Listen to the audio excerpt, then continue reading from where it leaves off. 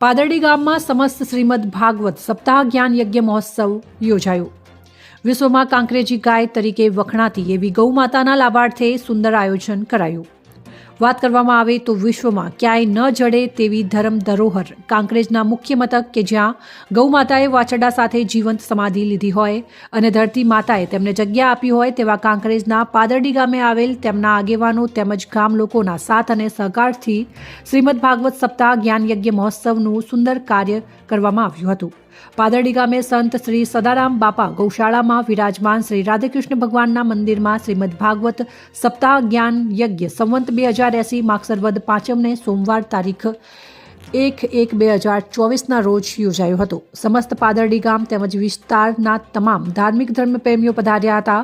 આ પાવનકારી ભાગવત સપ્તાહ પારાયણ જ્ઞાન યજ્ઞમાં વ્યાસ આસને પરમ પૂજ્ય ધનેશ્વરભાઈ જોશી અને રાયમલ ધામ આશ્રમ અંજારવાડા બિરાજી કથામૃત રસપાન કરાવ્યું હતું, જેમાં ઓમ નમો ભગવતે વાસુદેવાય શ્રીમદ ભાગવત પુરાણ સાક્ષાત પરમપિતા અનંતકોટી ઐશ્વર્યાધિપતિ આદિ નારાયણ કૃષ્ણ પરમાત્માનું વાણીમય સ્વરૂપ છે। જ્યાં પારાયણનું વાંચન પઠન થાય છે તે પરિવાર ગામ તેમજ સમગ્ર પ્રદેશનું કલ્યાણ થાય છે અને તે માટે મંગલ કલ્યાણ થાય તેવી શુભાશીષ પાઠવવામાં આવી હતી। અહેવાલ રામજીભાઈ રાયગોર, કાંકરેજ, બનાસકાંઠા। 11 વર્ષથી આ ગૌ સેવા પાદરડીમાં ચાલે છે।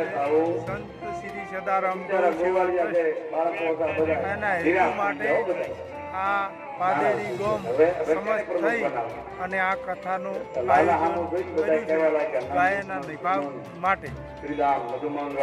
રેડી? સંત શ્રી સદારામ ગૌ સેવા ટ્રસ્ટ સેવા આશ્રમ ગૌશાળા માટે શ્રી મદ ભગવત સપ્તાહ યજ્ઞ મહોત્સવ તારીખ 1/2/2024 શરૂ કરેલ છે અને આખા 1/1/24 રોજ શરૂ કરેલ છે અને તેનો 7/1/2024 પૂર્ણ થાય છે। તમામ ગામની જનતાઓ પ્રેમી ગૌ માતા માટે અસંખ્ય લોકો ઉમટ્યા છે અને લોકો પણ ફાળો પણ ગાયો માટે ઘણો આપે છે। તે માટે દરેક